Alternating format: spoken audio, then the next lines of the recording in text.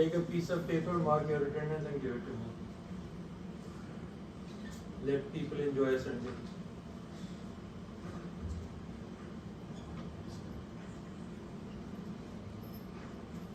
1, 2, 3, 4, 5, 6, 7, 8, 9, 10, 11, 12, 13, 14, 15, 16, 17, 18, 19, 20, 21, 22, 23. This paper should not talk more than 23. Okay, do it. Tariq, Rabi, take a paper and start. So today I'll be at 1. So the joints we have learned, you have talked about, but today is a little different. Nothing new, but it is a different concept that I'll be trying to go over. I don't know, the screen is fine. Yeah. Lights are probably here. It will not make you go sleep, don't worry. So now, when we are talking about joints, there are different terminologies where we need to be good. First of all, what is a joint? Connection between two bones. Do you agree with him? Or cartilage. Huh? Or cartilage. Or cartilage. With cartilage in between. If you have to speak, bring your kamama down, and once you are done, then take it up. So you are saying is a connection between bone and bone. Somebody is saying connection between bone and cartilage. Any other option? I think it's a movements between two. Only movements. Tell me the definition. Connection between two joints with a cartilage in between. This is what you said. Now you're trying to twist it 10 times. It's okay, but connection between cartilage and cartilage is also a joint. So don't think between bone and bone is called joint. Bone and bone, bone and cartilage, cartilage and cartilage. All of them are joints. So these are the terminologies. Now we use various terms. Arthrology. What do you understand by this term? Arthrology. The study of joints. Study of Joints. joints. Excellent. Kinesiology. Movement. Not movement. Biomechanics. Biomechanics of a joint. And then there are more terms. What do you understand by the term dislocation? Displacement? Displacement of bone of a bone outside the joint? Outside the joint? Like removal. No. If you're saying, if I take your definition, it means you are talking about an open fracture. Okay. So dislocation. Yes. Dislocation. Movement of a bone anywhere outside its normal position. Outside, Anywhere range. other than its normal position. it's not hernia. Give me specific sites. Its joint moving away from its joint. Joint moving away from its joint. No. The bone is moving away from an abnormal movement from the It's joint. not movement, my dear. Dislocation is disengagement of one articulating surface from another articulating surface. It may stay within the joint capsule, it may go out of the joint capsule. Your terms has to be defined. This is not MSK, this is MSI. We are talking more about sports and sports related injuries. Are we good with this? What do you understand by the term fracture? Fracture. A break in the bone. A break in the bone, very good. A breach in the bone, very good. But now, can you tell me the types of fractures? Green stick. Huh? Green stick. Green stick, very good. 1. Transverse 2. Open or closed? Huh? Open or closed? Open or closed, that is a different thing. We are classifying. Yeah, We are yes. not, no, that's not part of classification. Complex. No. That's open. Spiraling and spiral. Spiral, oblique. Transverse. Okay. Nabil, you talk about green stick. Can you tell me about what is green stick? It's like a small fracture that appears on X-ray as like a. Every X-ray appear on, every X-ray shows a fracture, but what is so particular about this green stick? It does not cross the other side. It does not? Does not cross all the length of the bone. It's only from one side. So maybe one cortical lining can be damaged, other cortical lining may be intact. That makes it a green stick. Okay, then you talk about, somebody mentioned about a compound fracture. What is a compound fracture, gentlemen? Open fractures. Hold on, it's not your call. It was this one. Yes, say it. The one who said, yep, one who said about a compound fracture, tell us what is a compound fracture. I said the complex, they're not really. Okay, complex, Kalioli. Tell me about complex. Fracture more than one bone. More than one bone. And what else? Can it be a open or close? What do you understand by a closed fracture and what do you understand by a open fracture? No wound. A bone that pierces the skin or. No wound, thank you very much. It's not necessary that you will find a bone lying outside of the fracture site. Maybe if you see there is a puncture hole, maybe bone has come out for a while and then it has gone back. So all these modalities are applicable. So arthrology, we are good with that. Kinesiology, we talked about it. Fractures and things, we talk about it. Now the osteoarthritis, inflammation, osteomyelitis again, bacterial. Guys, infection in the bone is a disaster. Remember, if an infection occurs within the bone, that is lethal. That destroys all your good efforts. Various sites, infection in the eye, infection in the brain, and infection in the bone. They are really, they have a big cost. So, that's why if you are visiting ORs for orthopedics, they are very pertinent. They are extra cautious because maybe $1 million surgery can be ruined because of one tiny bacteria. And that's it. You have to throw away the prosthesis, all your good work can be ruined. So, infections in the bones, why they are so dangerous for the bones? Why it's so bothersome for the bone infection? Can you tell me? Yeah? Kills the stem cells in the bone now. My dear, tell me another infection which doesn't kill this stuff. So what is so particular about bone infection? Why it is so difficult? They make a biofilm and can't. Because it affects the movement. Huh? It affects the patient's movement. That doesn't matter. Closed compartment. Huh? Bone is a closed compartment. There's no. No. Antibiotics can't reach it. Nabil. The immune system isn't prominent there. No. For all infection is the same. Come up with a different idea.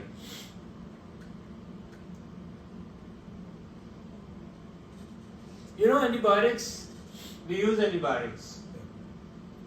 The bone is a place where the access of antibiotics is very difficult. And most of the antibiotics, they cannot reach to the infection sites. Sometimes, even when people have an infected wound after an total knee replacement or total hip replacement, an osteotomy or any other prosthesis insertion, what they do, they insert pallets of antibiotics within the wound because the local infiltration is better and so many people are using it. Systemic administration of antibiotic, there is a very low profusion, very little amount of antibiotic is reaching to the bone itself. So that's why it makes it very cumbersome, and once we go for healing, it's the area where the provision of the medicine in full strength is not that great.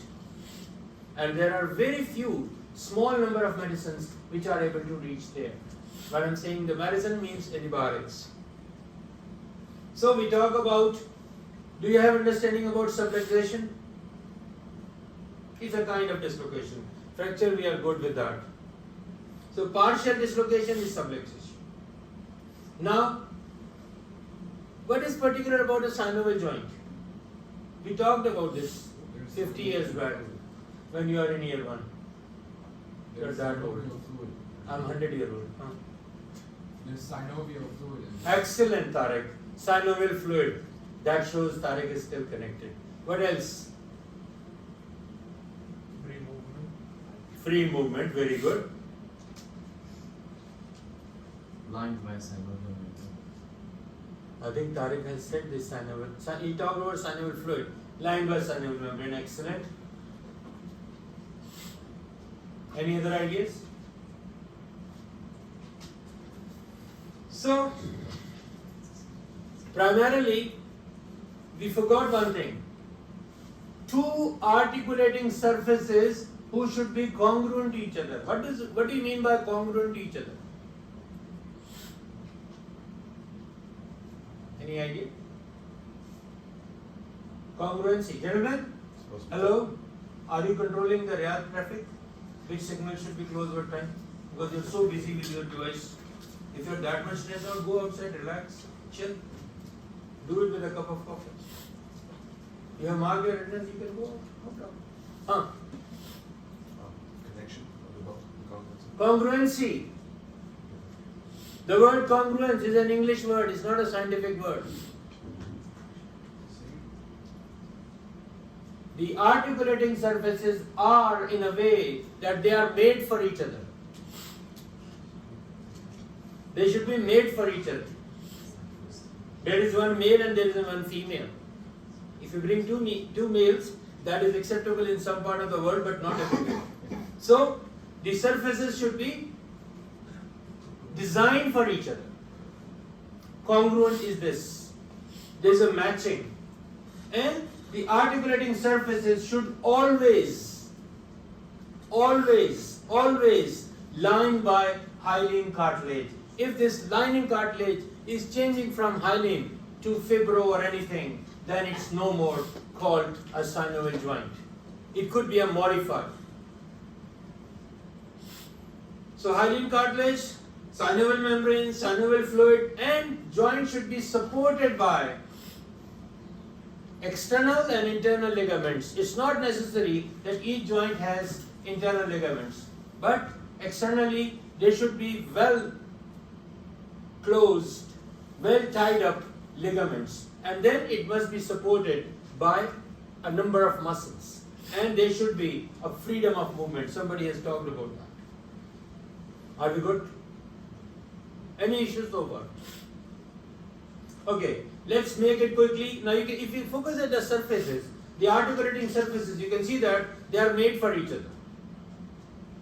Now you're looking at an example of, let's say this is a knee joint. And we all know it's a hinge type of joint, but it is a modified hinge.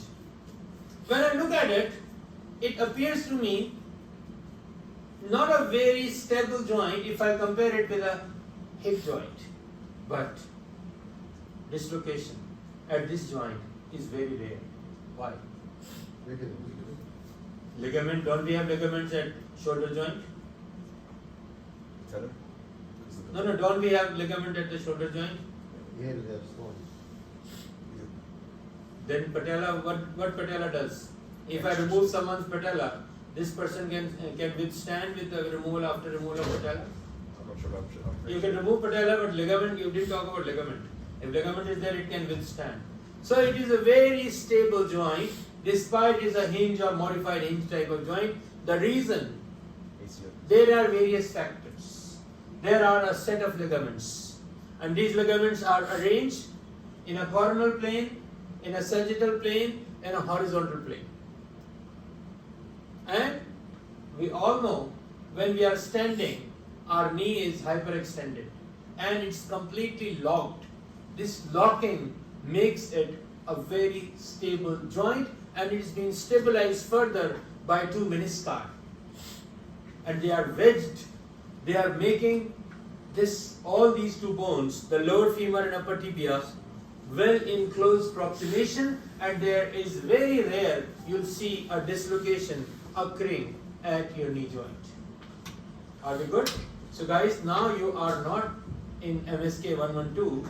This MSI is more of a sports related stuff, and you will be discussed, and whatsoever they'll be discussing with you, those joints which are more prone to diseases, and especially the sports related, where we have more activities. There you need to be expected to be good. So you can see that the articulating surfaces are lined with the hyaline cartilage. And then what we can see here, the bone is lined by periosteum. What is this periosteum doing? What is the job of this periosteum? Huh? Huh? Attachment for tendons. I think tendons are attached without periosteum. Any idea? Protection from infection. Protection from infection. Protection, bone itself cannot protect himself. A thin membrane can protect you. From infection. Okay, let me give an example. You are wearing this jacket. Your body is not strong enough that you think your jacket is an armor. Maybe it has stem cells. Maybe it has. Stem cells. Come on, get out of stem cells. No. Stem cells are everywhere. Let's- If there is no stem cell, what big thing can happen? Yes, gentlemen. Maybe it adds vascularization. Yeah, it's a vascularization and highly sensitive. When people fracture, when there is a fracture occurring at a bone, the pain comes from where?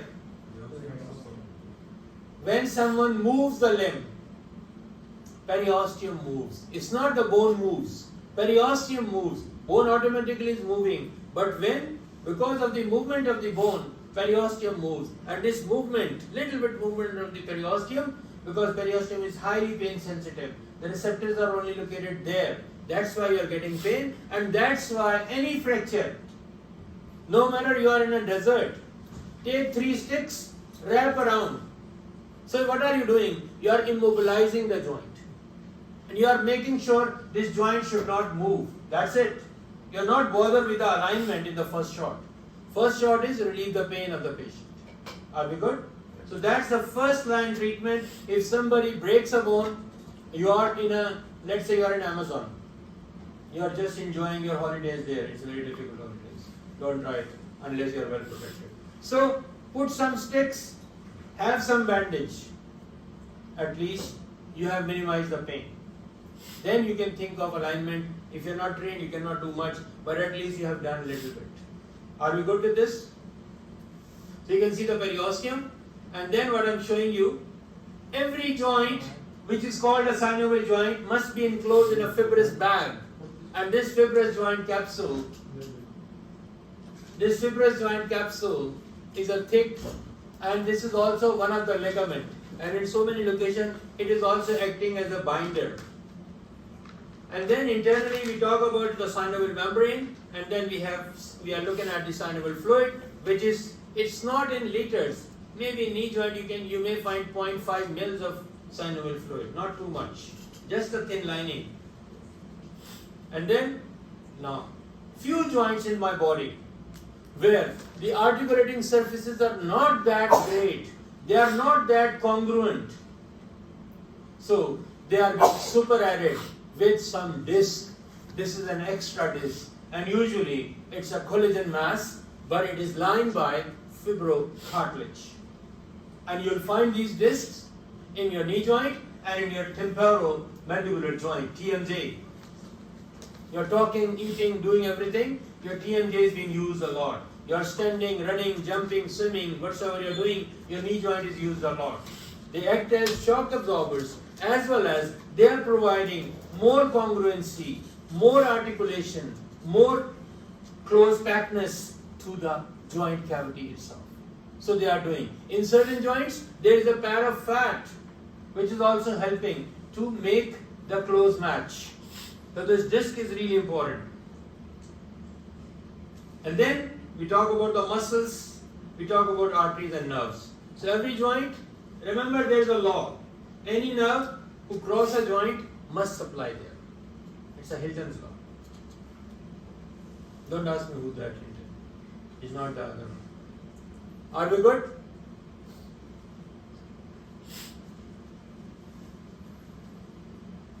This is the skin, we are fine.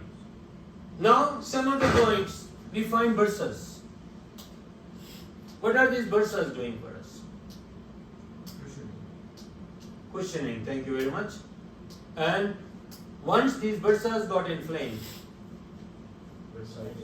bursitis, excellent. In your shoulder, if it happens, frozen shoulder. Painful arc syndrome, impingement. And your knee, there are around 12 bursas who are surrounding the knee joint. That era is gone when people were mopping the floor and the maids were on their knees. Now the sticks and everything is there. So these people, it was very commonly seen in front of their knee joint, there usually a swelling, and that's named as maid's knee. And this is pre-patellar bursa, because what happens in front of my patella, there is a bursa which is in front of it, so we call it pre-patellar. And once it got inflamed, so we can come into maid's knee. Guys, these are important points. Don't ignore them. Now, movements occurring at a joint, what movements are there? Flexion, extension, abduction, adduction, and then we have rotatory movements. So I'm giving an example of a knee joint, and there you can also see there is some gliding movement, there is some spin movement, because to achieve this locking, so you can see that from different posture. So what I'm bringing the roll, and that is the flexion, and this is the axis for my flexion. Remember, when you are talking about a joint, always pay attention what is the axis of this movement. Some movements are occurring in transverse plane. Some movements are occurring in a vertical plane along the longitudinal axis. So these axes, because once you are treating the patients, when you are listening to the histories, that's the important part when you are looking for the mechanism of injury. That's a key place. So then there is a slide, and then these are the different positions. I'm not going into those details, we have done them already. Just to give you an idea how different spin and all that are occurring, and this mechanism, this rotatory movement which occurs at my knee joint, it brings my knee, it keeps my knee into a locked knee so that I can withstand the weight of my body on my knee joints. Are we good?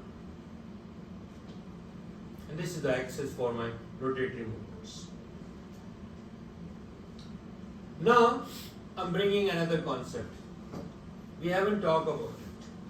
And this is a concept of, for a joint, close packed and loose packed. Any idea about this close packed joints and loose packed joints? Any idea about these two terms? Close packed. Remember, in each joint, there is an articulating surface. And this articulating surface should be for two bones. If the bones, those who complete the articulation, those who complete the full cycle of their articulation, usually they go close, like a knee joint. If you remember, your medial condyle of your femur has a longer excursion than the lateral one, and it takes long. While it's completing its journey, there was a medial rotation, and that was bringing the locking. A knee joint is a good example of close packed joint, and that's one of the reasons we don't have dislocations. Commonly, dislocations occurring at my knee joint. If your knee is not properly, if your knees are not properly extended, there is a fair enough chance. Give me this paper, I'll tear it for you. What? No, plus. So, do you understand this close pack and loose pack? Loose pack, where articulation has not completed. The cycle has not completed. So let's chip in the thing. So this is a loose pack example. We are looking at two articulating surfaces, and we are looking at the fibrous joint capsule. Are we good? And then what we can see, what is happening here?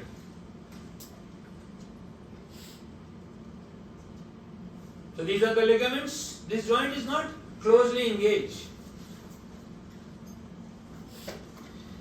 The ligaments are not tight, they are loose. And the term which is being used here is lax. And then there is a disc in between, and the articulating cartilages, it has been shown to you. Are we good? So what you can see here, everything is loose, capsule is loose, ligaments are loose, so it's not completely engaged. The articulating surfaces has not completed their journey. So now it becomes the more chances in loose packed joints, usually they don't fracture. There you will find subluxation means partial dislocation or complete dislocation. Rarely you will find fracture. Because, and who fractures?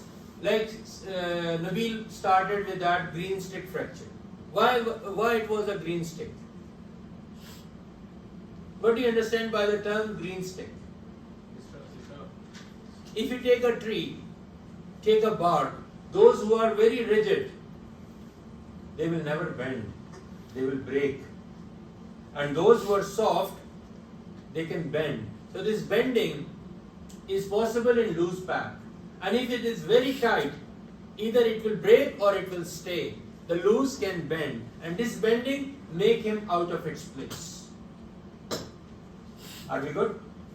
So green stick, it's flexible. A green tree bark, it is flexible. You can bend it, it can go back. If there is a strong wind, those kind of trees and the plants, they go on the floor, and then once the wind is off, they can withstand. But those who are strong, they will break if it is too strong. Are we good with this? So this is the same mechanism occurring in my loose packed. So the force is coming here, and this smack. Now you're looking at a subluxation, means partial dislocation or a complete dislocation. Are we good? Don't take this message that a loose pack you will not find a fracture. Rarely. But the first thing which may come is subluxation or complete dislocation. Are we good? Now, look at it. Compare with the previous. Everything is in a proper shape. So I'm showing you a closed pack. Articulating surfaces has completed their task. Capsule is tight. Ligaments are tight. So now, the articulating disc is properly engaged. Everything is being fully utilized. So now, if there is a trauma, what happens? Look at it. Nothing happens here. Disc will fracture because it was so tight. There were less chance, but fracture was possible. Are we good? This we need to understand. Because when the clinician will be talking about dislocation, subluxation, fractures, so you should be very clear about the different joints. Like knee joint is a good example of closed pack type of joint. And if my knee is not in a full hyperextended format, the same knee joint will become a loose pack joint. So if my knee is flexed, what I derive from there? If my knee is flexed, I have a chance of dislocation. I have chance of subluxation. But if I'm standing, there is more chance of fracture. Are we good now with this concept? So that you need to understand. It's not about memorization. It's about getting the things in your mind. Are we good? So now, these are the points which we have talked about. You can read them. I'll give it to you. Don't worry. Now comes the clinical point. You are sitting in a clinic. Someone presented to you with a swollen knee. Now, question comes, I have to look into this. You take an X-ray, bones are fine, but there is an extravasation. There is some fluid within the joint capsule, and I want to treat this person. The person is suffering. From where I have to, what you will do? First tell me what you will do. If someone present to you with a swollen knee, what you will do? History. Take history. History is taken. X-ray is done. What next you will do? WBCs. Labs are done. X-ray is done. What else you will do? WBC will show you what? Inflammation. Infection. What inflammation? There is no infection shown. No infection of the No infection. It's a swollen knee. That's it. It's not red. It's not. Huh? Aspirate. Aspirate. That is the key word. WBC will not tell you. You know, if I speak for 20 investigation in front of you, and if I cannot justify why I'm doing it, I may fail my, not these College of Medicine exam. If you are appearing for a fellowship exam, there you need to be, because your time is now MLE or PLAB or anything, even Saudi board. So these are the exams which are targeting more on why you are doing it and why you are not doing it. So aspiration. So can you tell us what is the safest side for aspiration? Huh? Posterior, superior, iliac spine. Are you him? Say the superior iliac spine. Posterior for the knee, I'm doing here. If I have a pain in my ankle, I'm aspirating from the brain. Wow, mashallah. Gentlemen, think. Below the patella. Use more. Below the patella. Why below the patella? Well, I saw the picture and I see there. No, my dear. Yes. Because the fluid will go down and accumulate. Speak loud, gentlemen. Because the fluid will go down and accumulate there. No. You want to aspirate to the place where there's the least amount of ligaments or covering. So Thank you very much. So I will be preventing what? I know in my joint capsule, especially in the knee, there are so many important structures. I don't want to go through the patellar ligament. I don't want to damage the menisci. I don't want to damage the ACL and PCL. So I have to choose a different site. Now that site I'm looking for. You should go, you are not targeting this space, which is very obvious. I'm not going in this joint space because if I'm going there, I might cause more distraction rather than benefits. What is the site? This question was there when you were taking MS Kingston. I remember. You are asked this question in your hospital. Safest site for knee joint aspiration. I know it's 50 years back. We all grow old. I'm 100-year-old, you're 50-year-old. So you remember that. So you enter from an angle, so you know So actually. angle will prevent some. So How you know? No, there is no. Gentlemen, how you know where is your medial lateral menisci, ACL, PCL? So, a very different technique. What I do, that's the main thing. If you learn this, you're done. I'll bring my needle here, way above to patella. Now, you may ask me this question. Yes, my dear. Can I come in? Yeah. Option. So, why I'm doing here? Obviously, gentlemen, but what is this? How I get from here? And how it is possible? So you lift the leg up. Left leg up, it's like a tap. You open it and it comes out. Wow. No, you lift the leg so the fluid goes. No, my dear, it's not a cattle, it's a human leg. Think. If you remember, we talked, you want to say something, I say. think there was a specific space where the. My dear, now there should be a difference between a med student and a nurse. Don't give me an answer like a nurse. Give me an answer like a med student who is progressing, inshallah, towards a good future. So your answer should be a pro answer.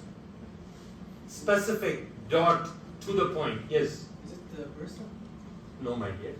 I'm hunting for the accumulation. Accumulation should be in the synovial space, synovial cavity.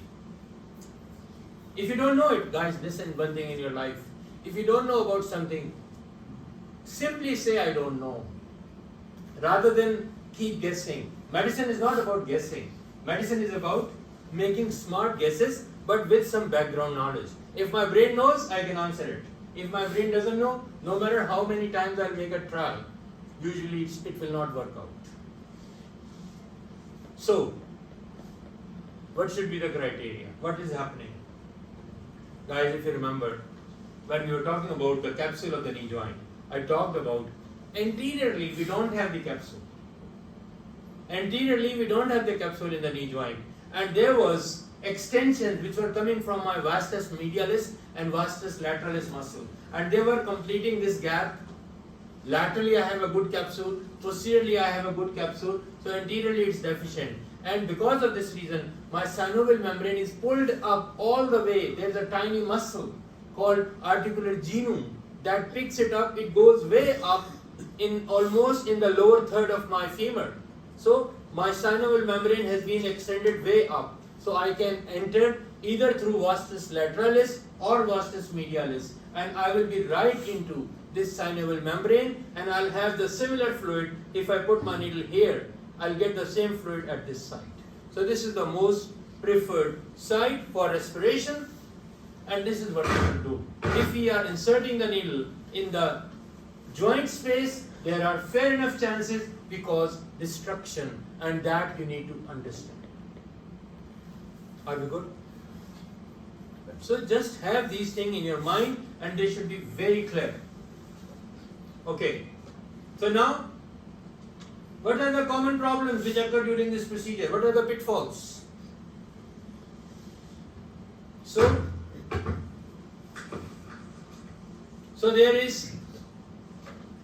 there are chances. So you may enter in this space. What else? Maybe the suprapatellar bursa is not that much raised. Maybe someone has a problem with the articular genome. I'm saying what are the chances of failure. So these are the few chances where failure, like you insert the needle, oh, we were told insert there and I'm not getting a fluid. The knee is quite swollen. Maybe after an injury, maybe after a chronic problem. So the point which has been mentioned, the needle tip is placed in the patellofemoral joint where a non-communicating bursa is punctured. So you can now you enter into another joint, which is a saddle type of joint between the patella and your femur. So you may cause a disaster. Second point, your suprapatellar bursa is not reached where you are expecting. Then you should avoid penetrating what? Patellar tendon. If you enter into the patellar tendon, you cause a disaster. So this is another pitfall. Avoid it always. And then don't go deep. Otherwise you cause disasters. Are we good? When we insert the needle, do we use an ultrasound or something so we know like Obviously. Thank you very much. We should use ultrasound guided. If we have the facility, always use it. Ultrasound is not for a fancy show. In a good practices, you have an ultrasound, a small device. Carry now, your iPhone have some kind of these things. You just use it, place it on the knee, and just you can see in the guidance. And there are so many good needles are coming. Their tips are sensitive, radiologically tip sensitive. So they are visible. You can see them. Only you need a little bit training. So if it's under guidance, there are fair enough chances of failure, fair enough chances of complications. All the practices are surrounding the safety. How safe you are, that makes you a pro. Are we good? Then, what are the tips? So these are the pitfalls. These are the problems which may occur. These are the things you should not do. If you're doing, do with a cautious. So the tips are, suprapatellar bursa is an extension of the synovial. It extends 2 finger breadth above the top of my patella. So always, I don't have a measuring scale in my pocket, but I have my fingers with me. Put your 2 fingers, you are in a safe area. If everything is fine, if it's your day. Are we good?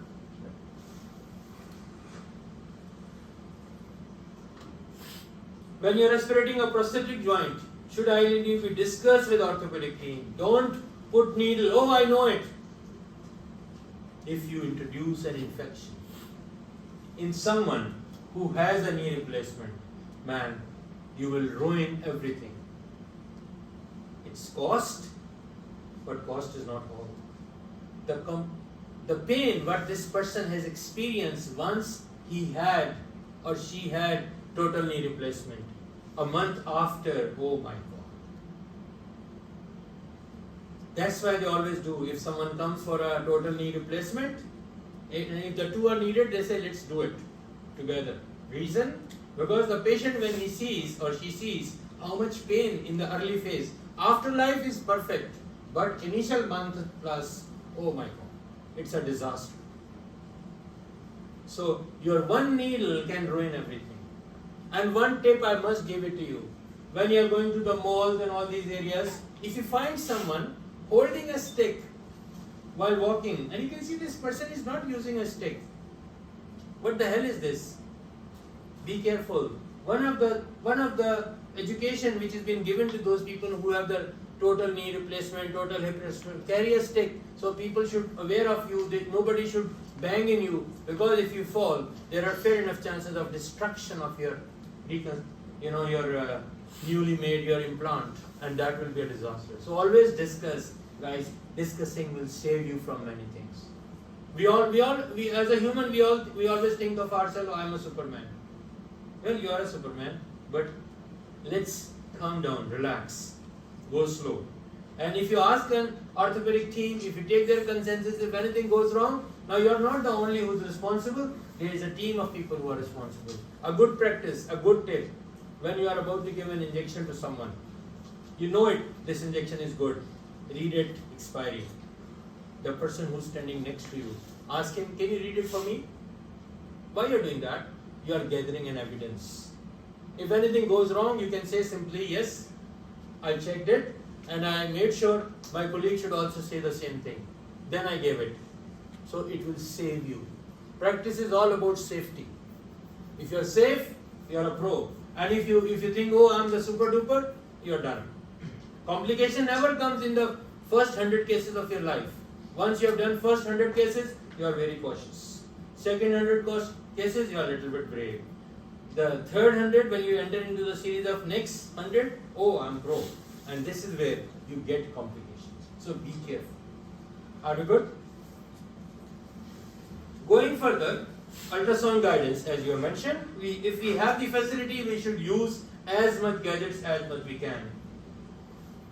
So we have so many bursars, so we have to be careful.